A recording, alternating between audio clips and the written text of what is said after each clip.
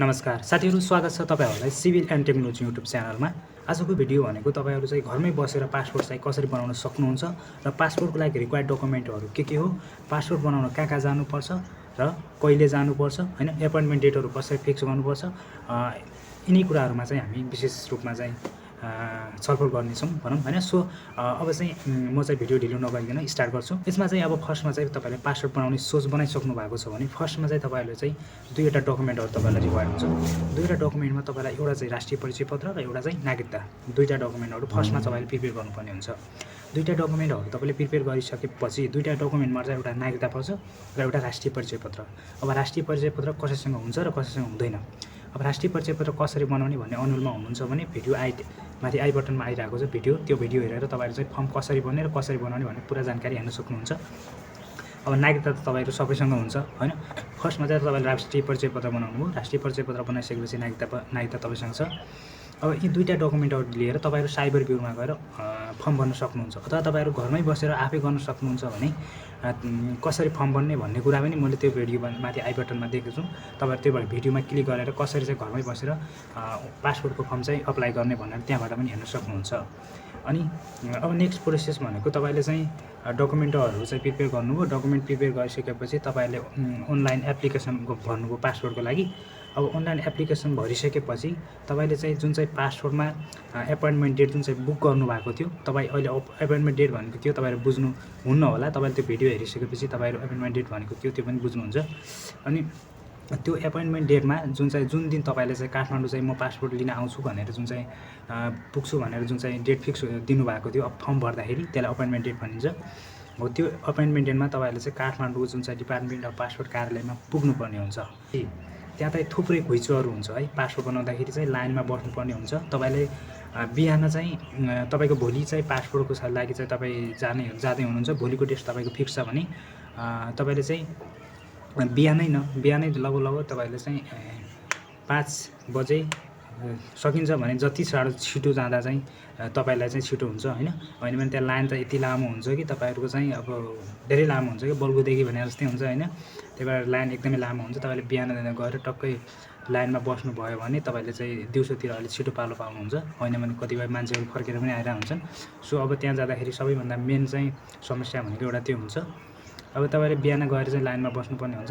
यदि तपाईहरु चाहिँ पैसा चाहिँ अनलाइन पेमेन्ट गर्न चाहनुहुन्छ भने बाहिरबाट पनि तपाईले पेमेन्ट गरेर जान सक्नुहुन्छ। भित्र पनि थुप्रै चाहिँ पैसा तिर्ने फाँटहरु हुन्छ। बाहिर चाहिँ पैसा तिरेर एक्स्ट्रा चार्ज तिरेर पैसा भर्नुभन्दा भित्रबाटै भर्दा बेस्ट हुन्छ। सो मैले त पहिला भर्दाखेरि चाहिँ बाहिरबाट नै चाहिँ अनलाइन पेमेन्ट गरेर गएको थिएँ, तर 200 चार्ज दिएको थिएँ जस्तो लागि।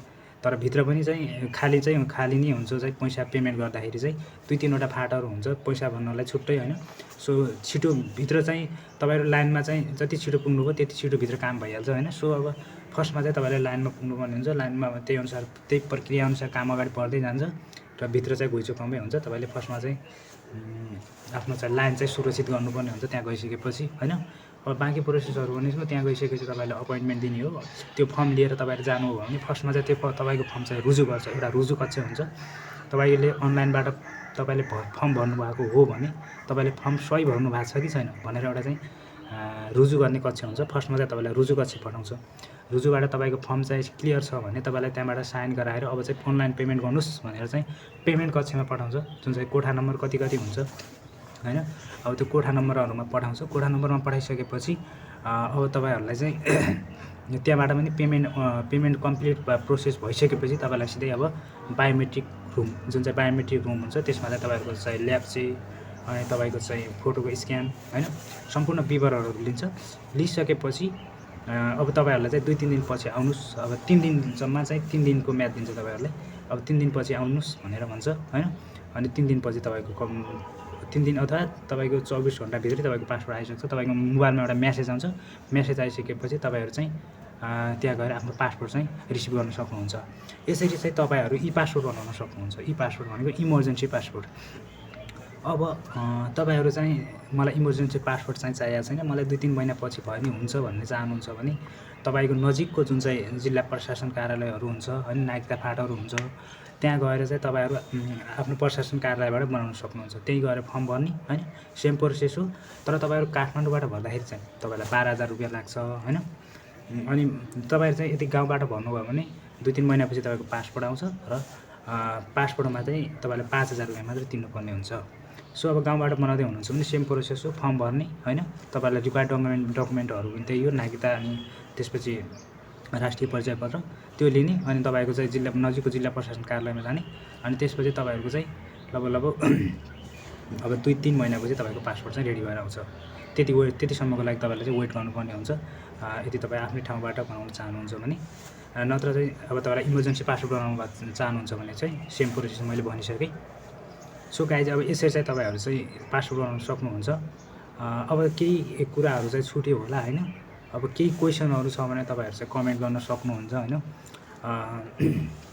म चाहिँ तपाईँको कमेन्टको आधारमा चाहिँ भिडियो बनाउँछु। तपाईँसँग कुनै कन्फ्युजन छ, कसरी बनाउने, कहाँ बनाउने, के गर्ने, अब एकदमै कन्फ्युजहरू हुन्छ फर्स्टचोटि बनाउँदाखेरि।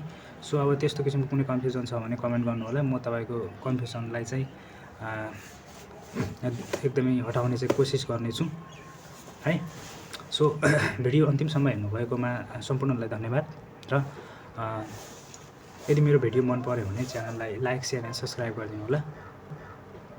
See you in next video. Bye bye.